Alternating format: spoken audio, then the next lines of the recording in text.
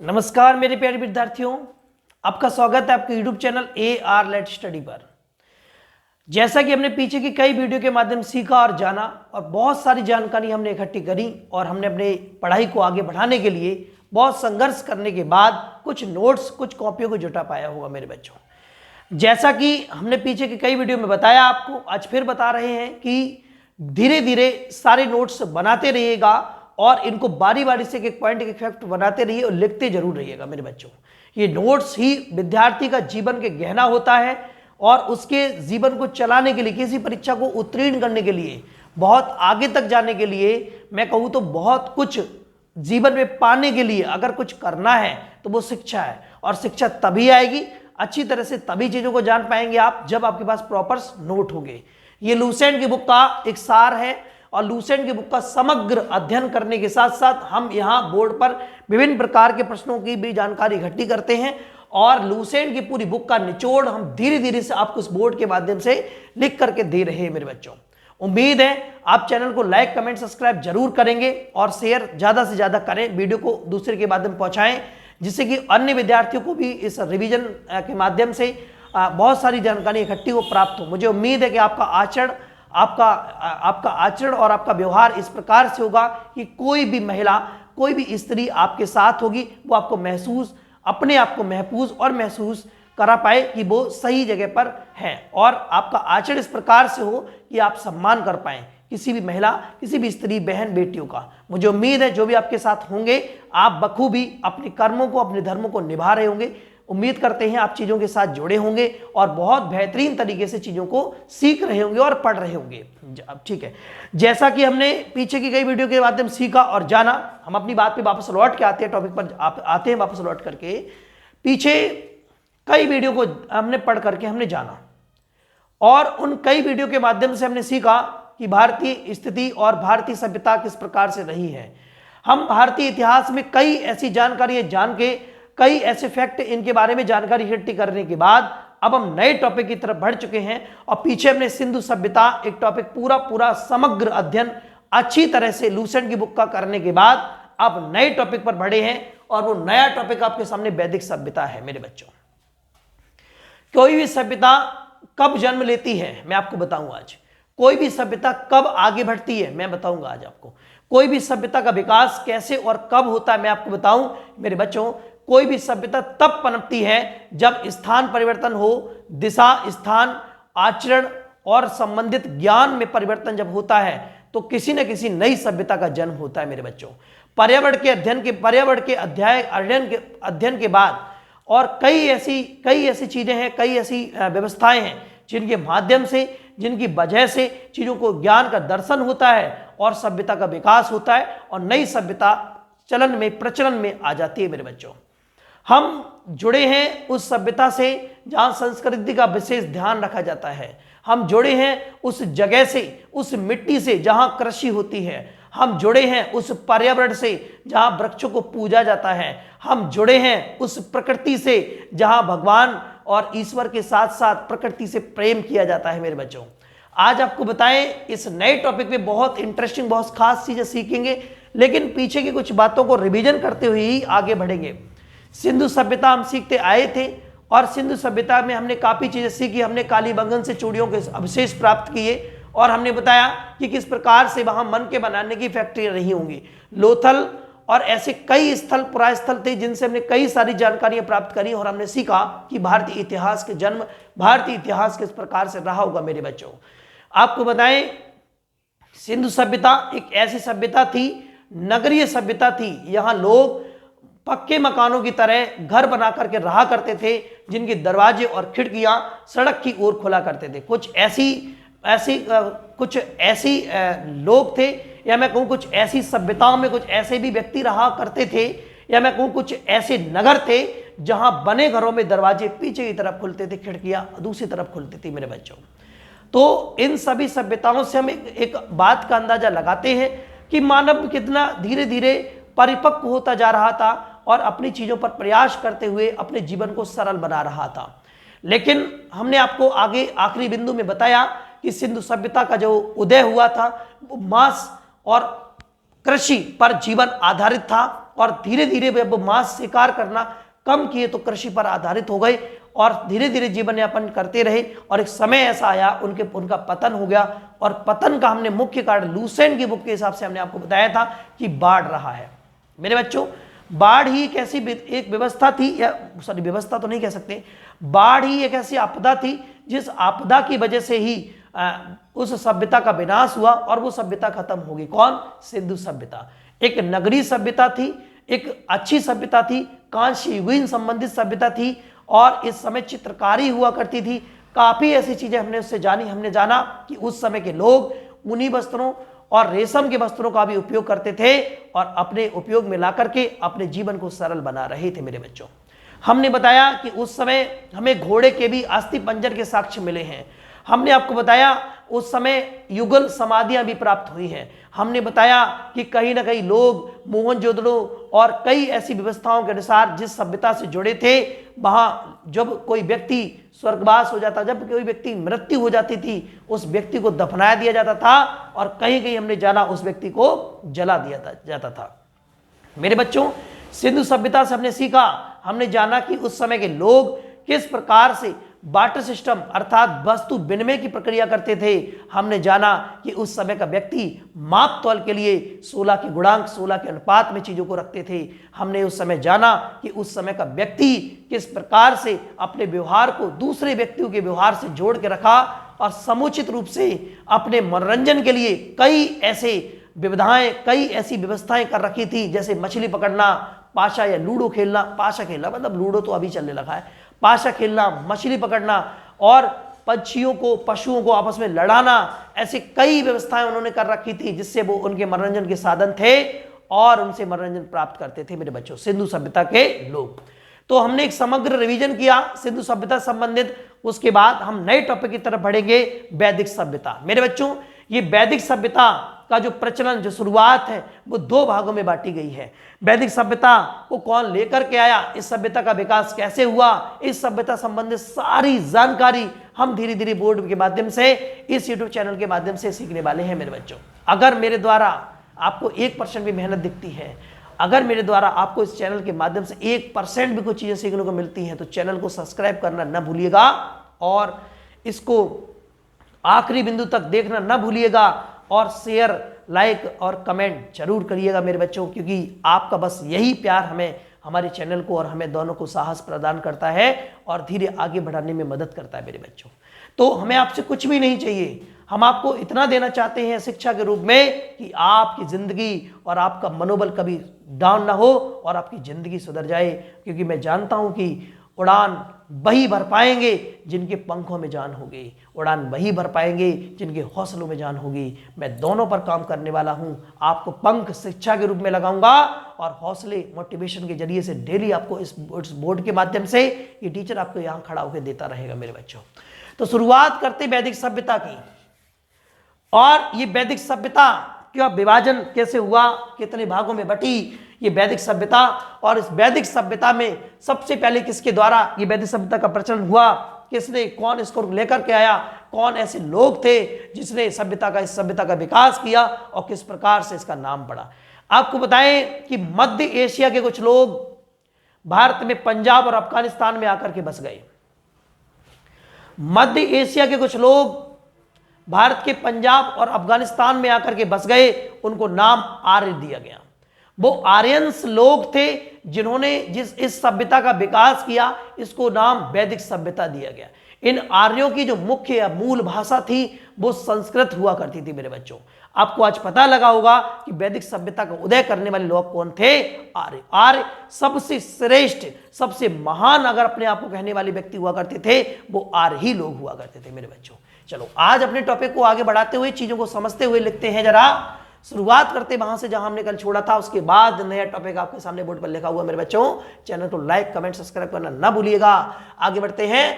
वैदिक काल, मेरे बच्चों, ये वेदों संबंधित काल है। मेरे बच्चों, ये संबंधित है वेदों से संबंधित। बहुत बढ़िया। इससे वेदों संबंधित बहुत सारी जानकारी प्राप्त करेंगे। और वेदों की संख्या हमने आपको बताई थी कितनी होती है, 4। ऋग्वेद, यजुर्वेद, सामवेद और अथर्ववेद, 4 वेद हैं। इन वेदों के माध्यम से हमने बहुत सारा कुछ जाना और सीखा। अब उस टॉपिक पर बढ़ चुके हैं जहां वैदिक सभ्यता का विभाजन होगा, जहां वैदिक सभ्यता की बात चलेगी। मेरे बच्चों, वैदिक काल का विभाजन, विभाजन का मतलब वैदिक काल दो भागों में बट गया और दो वो भाग थे। पहला भाग था ऋग वैदिक काल। मेरे बच्चों, वैदिक सभ्यता का पहला काल था ऋग वैदिक काल और इस काल को बेटा 1500 ईसा पूर्व से 1000 ईसा पूर्व तक चलाया गया। यह ऋग्वैदिक काल 1500 से लेकर के 1000 ईसा पूर्व तक रहा। आपको अगली बात बताएं तो उत्तर वैदिक काल, ये नंबर 2। मेरे बच्चों, हमने बताया वैदिक काल जो है उसको दो भागों में बांटा गया है। पहला भाग ऋग्वैदिक काल, दूसरा भाग उत्तर वैदिक काल। उत्तर वैदिक काल 1000 ईसा पूर्व से लेकर के 600 ईसा पूर्व तक रहा है। मेरे बच्चों, आपको बताएं, जो पहले ही हम आपको बता चुके, सर्वप्रथम भारत में जिनका आगमन हुआ है वो आगमन पंजाब तथा अफगानिस्तान में सबसे पहले जो लोग बसे हुए हैं, सर्वप्रथम जो लोग बसे वो आर्य हुआ करते थे। मेरे बच्चों, तब की बात कर रहे हैं, ऐसा नहीं कि उनसे पहले कोई रहा नहीं होगा, बस समझने की कोशिश करना। आर्यों का सर्वप्रथम निवास स्थान अगर कोई रहा है लूसेट की बुक के हिसाब से तो पंजाब और अफगानिस्तान ही रहा है। मेरे विद्यार्थियों, पंजाब अफगानिस्तान में बस गए एक बहुत ही अच्छे लेखक रहे हैं जिनका नाम है मैक्स मूलर। मेरे बच्चों, मैक्स मूलर के अनुसार जो आर्य, कौन बेटा? आर्य। मैक्स मूलर के अनुसार आर्य जो हुआ करते थे, ये आर्य मध्य एशिया के मूल निवासी थे। कहां के थे? मध्य एशिया के। आपसे पॉइंट हम आपको डिस्कस करें, हमको बताएं कि आपकी जो वैदिक सभ्यता है, ये सभ्यता का विकास जो किया वो आर्यंस ने किया है। आर्यंस मध्य एशिया से भारत में बसे और पंजाब और अफगानिस्तान में सबसे पहले बसने वाले व्यक्ति जो रहा करते थे वो आर्यंस सबसे पहले मध्य प्रदेश, सबसे पहले आर्यंस जो मध्य एशिया से आए हैं वो पंजाब और अफगानिस्तान में बस गए। मैक्स मूलर एक ऐसे व्यक्ति थे, इन मैक्स मूलर ने बताया, साहब उन्होंने कहा कि जो आर्यंस है वो मध्य एशिया के वासी हैं। कहां के वासी हैं? मध्य एशिया के वासी हैं। आगे बताएं मेरे बच्चों, इन आर्यों की जो भाषा शैली थी, जो भाषा थी वो संस्कृत थी। कैसी थी? संस्कृत। अगले नए फैक्ट, नए पॉइंट की तरफ बढ़ेंगे। मैं आपको बताना चाहता हूं कि सूत, रथकार और कर्मादि, 3 वर्ड ध्यान रखना है। सूत, रथकार, कर्मादि। मेरी बात समझना, सूत, रथकार, कम्मादि। ये कम्मादि, रथकार और सूत, ये 3 नामक जो अधिकारी हैं इनको रत्नी कहा जाता है। मेरे बच्चों, क्या कहा जाता है? रत्नी। आपको बताएं, शुरुआत से एक बार फिर से पूरा समग्र रिवीजन करेंगे कि वैदिक काल का जो विभाजन है दो भागों में, एक ऋग्वैदिक काल 1500 ईसा पूर्व से और 1000 ईसा पूर्व तक चला। उत्तर वैदिक काल 1000 से 600 ईसा पूर्व तक रहा। आर्य सबसे पहले पंजाब और अफगानिस्तान में बस गए। मैक्स मूलर के अनुसार ये मध्य एशिया के वासी थे और इनकी सभ्यता जो निर्मित हुई, इनने जो सभ्यता का निर्माण किया, इनके द्वारा जो सभ्यता निर्मित हुई, इसी सभ्यता को बेटा वैदिक सभ्यता कहा गया है। कौन सभ्यता कहा गया है? वैदिक सभ्यता कहा गया। और अगला मोस्ट इंपोर्टेंट फैक्ट आप ध्यान रखेंगे मेरे बच्चों, ये जो वैदिक सभ्यता है, मेरे बच्चों ध्यान रखना, ये वैदिक सभ्यता को ही हम आज ग्रामीण सभ्यता बोलते हैं। कौन सी सभ्यता बोलते हैं? ग्रामीण। अर्थात वैदिक सभ्यता किस प्रकार सभ्यता थी? ग्रामीण सभ्यता थी। मेरे बच्चों, अब उस बिंदु पर चलेंगे और आपको बता दें मेरे बच्चों, मेरे भाइयों और मेरी बहनों, आर्य जो थे उनकी भाषा संस्कृत हुआ करती थी। इतने 4-5 फैक्ट आप पॉइंट इनको हमेशा ध्यान रखेंगे मेरे बच्चों। अगले पॉइंट की तरफ बढ़ते हैं, नया पॉइंट सीखते हैं मेरे बच्चों। सूत, रथकार और कम्मादि नामक 3 ऐसे अधिकारी जिनको रत्नी कहा जाता था। क्या कहा जाता था मेरे बच्चों? रत्नी। आपको बताएं, इनको तो रत्नी कहा ही जाता, इन सहित और इसमें राजा को भी जोड़ लीजिए, इन सहित और राजा को जोड़ लीजिए, कुल मिलाकर टोटल कुल 12। कितनी? 12। इनकी किनकी? रत्नी, अर्थात इनको राजा को मिला लीजिए, इन सभी की कुल संख्या कितनी थी? 12 थी मेरे बच्चों। फिर से समझ लो इस बात को, सूत, रथकार, कम्मादि नामक अधिकारी रत्नी कहे जाते थे और इनकी संख्या राजा सहित कितनी थी? 12 थी मेरे बच्चों। अच्छा, एक 2 वर्ड और सीख लीजिए जरा। पहला वर्ड है दुरप। ये दुरप का काम था दुर्गपति, सॉरी माय मिस्टेक, गलती हो गई। पुरप जो थे वो दुर्गपति और स्पष्ट जो हुआ करते थे वो जनता के चाल चलन, जनता का जो व्यवस्थाएं हैं उनके गुप्तचर हुआ करते थे। कौन हुआ करते थे? गुप्तचर। अब आपको पॉइंट ध्यान रखना है, पुरप और स्पश कौन हुआ करते थे? ये गुप्तचर थे। और किसके गुप्तचर थे? पुरप थे दुर्गपति के और स्पश थे जनता के। कौन? गुप्तचर। जनता के बारे में बताते थे कि साहब कौन कहां कैसे क्या कर रहा है। मेरे बच्चों 3 पॉइंट मोस्ट इंपोर्टेंट पॉइंट है, इनको याद रखिएगा और ध्यान जरूर रखिएगा। ये पॉइंट बेहद पूछे जाते हैं। हम सभ्यता वैदिक पढ़ रहे हैं। इस वैदिक सभ्यता को हम आपको बताएं, इस वैदिक सभ्यता में जो बाजपति व्यक्ति हुआ करता था, बाजपति को गोचर भूमि का अधिकारी कहा जाता था। गोचर का मतलब होगा गाय, या मैं कहूं चारागाह, या ऐसी भूमि जहां जानवर चरते हो, शायद इस तरीके की बात उन्होंने रखी होगी। तो बाजपति गोचर भूमि का अधिकारी हुआ करता था। अगला पॉइंट ध्यान रखने वाला है उग्र। ध्यान रखना है उग्र। वैसे तो आपने सुना होगा कि मान लो आपने काफी न्यूज सुनी होगी, तो उसमें सुना होगा कि घाटी में आज 20 उग्रवादियों को मार गिराया गया। सुना है? उग्रवादी एक तरीके से आतंकवादी का नाम है, तो वही समझ लीजिए आप। उग्र जो हुआ करते थे वो अपराधियों को पकड़ने वाले हुआ करते थे। किसको? अपराध। जैसे कहते नहीं कि जिसका जैसा व्यक्ति होता है आपको वैसा ही बनना पड़ता है, जैसा देश वैसा ही भेष। जो व्यक्ति जिस तरीके से आपके साथ व्यवहार कर रहा है मेरे बच्चों, आप उसके साथ वैसा ही व्यवहार करना शुरू करेंगे, लेकिन कुछ कंडीशन के साथ। मेरे बच्चों ध्यान रखना, ऐसा नहीं है कि आप अपना आचरण, अपनी मानसिकता, अपने व्यवहार को गिरा दें। नहीं, अगर कोई दुष्ट है तो आप तो समझ ही चुके होंगे क्या करना चाहिए। खैर, हम यहां उग्र की बात कर रहे हैं, तो दुष्ट वर्ड इसीलिए इतनी बात हमने कह दी, जहां उग्रता की बात है वहां अपराधियों को पकड़ने वाले व्यक्ति उग्र कहा जाता था। मेरे बच्चों अगले पॉइंट की बात करेंगे। आपने 2 पॉइंट समझ लिए होंगे। सबसे पहला पॉइंट आपने सुना, बाजपति गोचर भूमि का अधिकारी, उग्र अपराधियों को पकड़ने वाला। मेरे बच्चों आगे बढ़ते नए बिंदु, नए पॉइंट में, नए पॉइंट से जुड़ते हैं। और याद रखना इस बिंदु को, ऋग्वेद। ऋग्वेद में किसी भी न्यायाधीश का उल्लेख नहीं है। कहोगे सर ये कैसी बात हो गई? हाँ, ऋग्वेद में किसी भी न्यायाधीश का उल्लेख नहीं है। और कहीं कहीं सर आपने बताया कि उग्र भी लोग हुआ करते थे जो अपराधियों को पकड़ते थे। हाँ, अब ये बात नोट में लिख लीजिए आप कहीं ना कहीं कि ऋग्वेद की बात चल रही है, सभ्यता की बात नहीं चल रही, केवल ऋग्वेद की बात चल रही है। तो ऋग्वेद के अनुसार तो बात ये कह दी गई साहब कि उस समय कोई न्यायाधीश ही नहीं थे। अब जब न्यायाधीश नहीं होंगे तो न्याय करने वाला नहीं होगा। जब न्याय करने वाला नहीं होगा, न्याय करने वाला क्यों नहीं होगा? क्योंकि कोई ना कोई अन्याय नहीं होता होगा। जब अन्याय नहीं होता होगा तो वहां की जनता कितनी खुशहाल होती होगी, है ना। जब कोई अन्याय नहीं हो रहा, किसी के साथ कुछ गलत नहीं हो रहा, तो वहां की जनता, वहां के लोग, वहां की प्रजा कितनी सुखमय जीवन जी रही होगी, इसका आप अंदाजा नहीं लगा सकते मेरे बच्चों।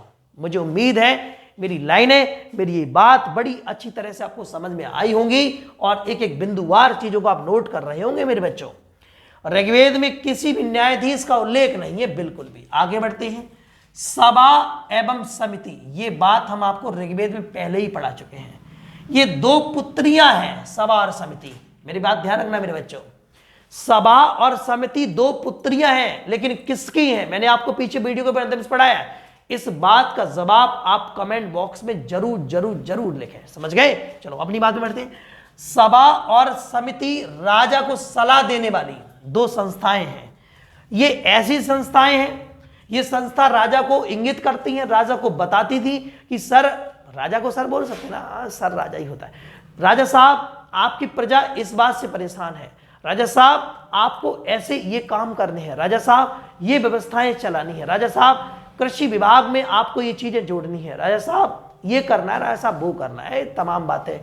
सभा और समितियां 2 संस्थाएं थी। समझ में आया नहीं है? ये राजा को सलाह देती थी। आगे बढ़ते जरा, आपने देखा भी होगा राजा साहब जी बैठे है ना, ये राजा साहब बैठे, ध्यान रखना है। और ये देखो उनकी प्रजा बैठी, सॉरी ये उनके मंत्री बैठे, इधर बैठे, इधर बैठे, है ना, इधर बैठे। ये साइड में मंत्री बैठेंगे, बीच में राजा साहब बैठेंगे। उनको न्याय करने के लिए या उनको सलाह देने के लिए लोग इधर 4-5 लोग इधर 4-5 लोग बैठे होंगे और सलाह दे रहे। अर्थात उस समय कहीं ना कहीं जैसे आज कैबिनेट बनती है, मंत्रालय, समझ गए, उस समय भी मंत्रालय रहा होगा। चलो खैर वहां छोड़ते, यहां आते हैं। ऋग्वेद में किसी भी न्यायाधीश का उल्लेख नहीं है। सभा एवं समिति राजा को सलाह देने वाली दो संस्थाएं थी और इस संस्था के जो अध्यक्ष होते थे मेरे बच्चों, समझो आप, उसको ईशान कहा जाता था। क्या कहा जाता था? ईशान। सभा और समिति की सलाह देने का जो व्यवस्था थी, संस्थाएं थी, इस संस्था का जो अध्यक्ष होता था उस अध्यक्ष को ईशान कहा जाता था। क्या कहा जाता था? ईशान। आपको बताएं, सभा और समिति में, दोनों में, सभा और समिति दोनों में स्त्रियां भाग ले सकती थी मेरे बच्चों। अर्थात अब यहां से पॉइंट बनता है, क्या सर जब स्त्रियां भाग लेंगी तो कहीं ना कहीं राजा को सलाह भी देंगी? बिल्कुल सही जवाब। हमेशा ध्यान रखना, कहीं ना कहीं स्त्रियां बहुत मजबूत चीज होती है। चीज तो नहीं बोल सकते, देवी बोल सकते हैं, स्वरूप बोल सकते हैं और आधार बोल सकते हैं किसी मानव जीवन का, और पृथ्वी का भी आधार बोल सकते हैं। माँ माँ होती है, स्त्री स्त्री होती है, बहन बहन होती है, बेटी बेटी होती है। अर्थात ये वर्ड क्यों बोल रहा हूँ? ये वर्ड इसलिए बोल रहा हूँ, इनसे बढ़कर दुनिया में न कोई चीज़ है, न कभी कोई चीज़ हो सकती है। कोशिश करें आप एक अच्छी माँ बन सकें, आप एक अच्छी बहन बन सकें, आप एक अच्छी बेटी बन सकें और आप एक अच्छी पत्नी अर्थात अच्छी अर्धांगिनी जरूर बने। आगे बढ़ते जरा मेरी बात को आगे ले चलते हैं। ऋग्वेद में किसी भी न्यायाधीश का उल्लेख नहीं है। सभा समिति राजा को सलाह देने वाली दो संस्थाएं थी, इसका अध्यक्ष ईशान कहते थे। स्त्रियां भी इसमें भाग ले सकती थी। किसमें? सभा और समिति। जब सभा समिति में स्त्रियां भाग लेंगी तो कहीं ना कहीं राजा को सलाह दे रही होंगी। आगे बढ़ते मेरी बात को जरा समझना। युद्ध का नेतृत्व राजा करते थे, बिल्कुल सही बात है। युद्ध का जो नेतृत्व करता था, युद्ध का जो नेतृत्व किया करते थे वो राजा साहब किया करते थे। आपको बताएं, युद्ध के लिए गविष्ठ शब्द का उपयोग किया गया है मेरे बच्चों, ध्यान रखना। युद्ध के लिए ऋग्वेद से संबंधित बात और अगर वैदिक सभ्यता की बात कही जाएगी तो गविष्ठी शब्द का प्रयोग किया गया है, जिसका अर्थ गायों की खोज है। क्या है मेरे बच्चों? गविष्ठ का अर्थ क्या है? गायों की खोज है। समझ गए? चलो आगे बढ़ते हैं। दशराज्ञ अर्थात 10 राजाओं का युद्ध, बहुत मोस्ट इंपोर्टेंट। 10 राग युद्ध, ये मोस्ट इंपोर्टेंट पॉइंट है, नया पॉइंट है, समझ लीजिएगा जरा। 10 रागन युद्ध का उल्लेख ऋग्वेद के, किसमें? ऋग्वेद की कौन सी मंडल में? 7वें मंडल में मिलता है। और ये युद्ध परशुनी ये एक वैदिक नदी है और नया प्रचलित नाम क्या है? रावी नदी। पहले क्या था? परशुनी, अब क्या है? रावी नदी के तट पर सुदास एवं 10 जनों के बीच में लड़ा गया था। जन मतलब राजा बोल सकते हैं, जन कुछ भी समझ लीजिए आप। सुदास की विजय हो गई और इस बात से हम समझ पाए हैं साहब कि दशराग युद्ध का उल्लेख ऋग्वेद के 7वें मंडल में है। और ये जो युद्ध है, परशुनी प्राचीन नाम है, नया नाम रावी नदी है, के तट पर सुदास और 10 जनों के बीच में लड़ा गया। सुदास की विजय हो गई भैया। ये पॉइंट आपका यहां फिनिश हो गया। अगले और आखिरी बिंदु पर बढ़ रहे हैं मेरे बच्चों। उस आखिरी बिंदु पर बढ़ रहे आपको बताएं कि ऋग्वेद में समाज को, किसमें बेटा?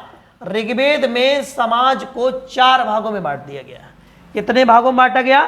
4। वो 4 भाग कौन कौन से? पहला भाग है ब्राह्मण, दूसरा भाग है क्षत्रिय, तीसरा भाग है शूद्र, चौथा भाग है वैश्य। मेरे बच्चों कितने वर्णों में बांटा गया? 4 वर्णों। पहला ब्राह्मण, दूसरा क्षत्रिय, तीसरा शूद्र, चौथा वैश्य। मेरे बच्चों ध्यान रखना है, ये जो 4 वर्ण हैं, इन वर्णों को व्यवसाय के आधार पर बांटा गया है। किसके आधार पर बांटा गया है? व्यवसाय के आधार पर। उम्मीद है मेरी ये बातें, मेरी ये पॉइंट आपको बहुत बेहतरीन तरीके से समझ में आए होंगे और आपने अच्छे से नोट किए होंगे मेरे बच्चों। उम्मीद करके आज का टॉपिक आपको बहुत बेहतरीन, जानदार और शानदार लगा होगा। आप फास्ट रिवीजन करेंगे 2 मिनट का और जानेंगे कौन सा प्रश्न कैसे कहां बनता है। पहला क्वेश्चन आपके सामने बनेगा कि आर्य कहां के निवासी थे। क्वेश्चन बनेगा आर्य कहां के निवासी थे? आप बताओगे सर आर्य जो थे वो मध्य एशिया के निवासी थे। क्वेश्चन बनेगा वैदिक काल का विभाजन कितने भागों में किया जाएगा? 2 भाग में। अगर आपसे क्वेश्चन बने कि वैदिक काल का समय अवधि कब से कब तक की थी, आप बताओगे सर 1500 से लेकर के 1000 ईसा पूर्व में वैदिक काल की समय अवधि। आपसे पूछा जाए उत्तर वैदिक काल की समय अवधि कितनी थी, तो 1000 से 600 ईसा पूर्व रही है।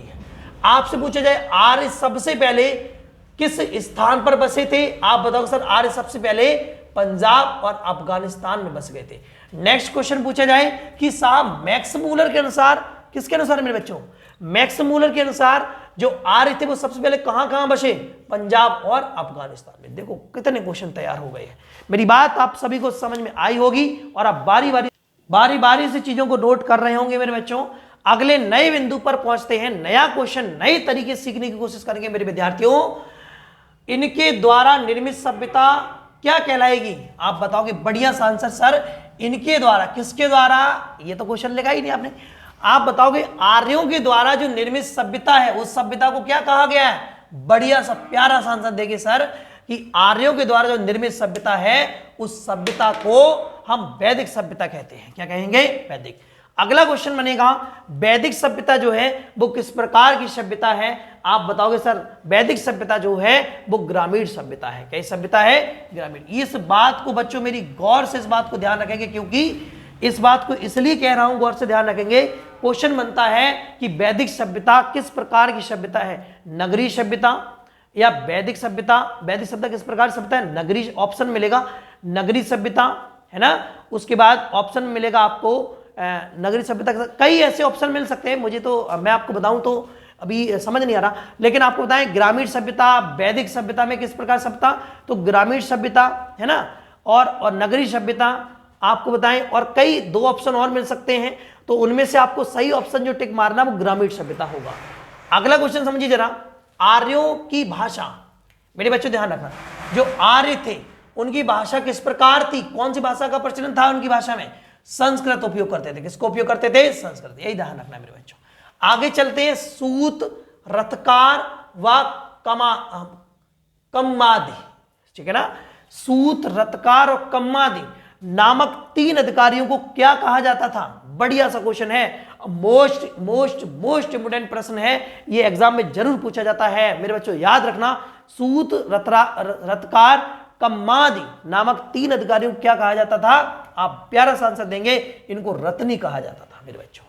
अगला क्वेश्चन बनेगा कि पुरप और स्पस ये कौन थे? इनका संबंध किससे है, या ये किस विभाग से संबंध रखते थे? आप बताओगे सर ये गुप्तचर विभाग से थे, अर्थात गुप्तचर थे। बाजपति क्या था? गोचर भूमि का अधिकारी। उग्र कौन थे? अपराधियों को पकड़ने वाले। ऋग्वेद में किसी भी न्यायाधीश का उल्लेख नहीं है। क्वेश्चन बनेगा ऋग्वेद में न्यायाधीश का उल्लेख है? आप बताओगे सर उल्लेख ही नहीं है। आगे बात करें, नया और बेहतरीन क्वेश्चन, ये ध्यान रखना, बहुत शानदार प्रश्न रहेगा कि सभा एवं समिति राजा को किस प्रकार, मतलब राजा से संबंध किस प्रकार का था, या सभा और समिति क्या है? आप बताओगे सभा समिति 2 संस्थाएं हैं और राजा को सलाह देती थी। इसके अंदर सबसे अच्छा क्वेश्चन जो पूछा जाता है, क्या स्त्रियों का संबंध सभा और समिति से था? आप बताओगे यस, सभा और समिति संबंधित था। मोस्ट इंपोर्टेंट तीसरा क्वेश्चन यहीं से, सभा और समिति संस्थाओं का जो अध्यक्ष है उसे क्या कहा जाता है? आपका छठ से आंसर होगा कि उसे हम लोग ईशान कहते हैं। चलो आगे एक अगला बिंदु देखते हैं जरा, युद्ध के लिए किस शब्द का प्रयोग किया जाता है? मोस्ट इंपोर्टेंट क्वेश्चन, युद्ध के लिए गविष्टि शब्द का प्रयोग किया गया है और जिसका अर्थ गायों की खोज है।